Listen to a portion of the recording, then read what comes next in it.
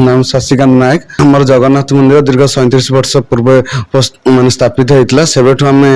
रथ यात्रा कर समस्त ग्रामवासी और युवपीढ़ी मान सहयोग आ समस्त सपोर्ट आम यहाँ कर चलचु आ काली दिन 4टा बेले रथ आम बाहर कलु बाहर कर रथ सही मलिक सही आरुआ पाटना दे पुणी आम आरुआ मठ ठाकुर को दर्शन कलु पुणी दर्शन कर सारापर मंगला मंदिर पाखे जा बाउसी बाटे पहुँचलु पहुँच सारापर समस्त भोजीर आयोजन होता लोक प्राय पखापाखि 1000 ରୁ 2000 लोक आसी पखापाखि जो गाँव आरुआ सही मलिक सही लोक मैंने सहयोग भी करते आम सहित रथ भी से टाणी संपूर्ण भक्तिपूर्ण भाव से भी आम मान सपोर्ट करते कौन बाधा न आसी आम संपूर्ण बहुत भल भाव रथ को लेकिन माउसी बाटे पहुँची।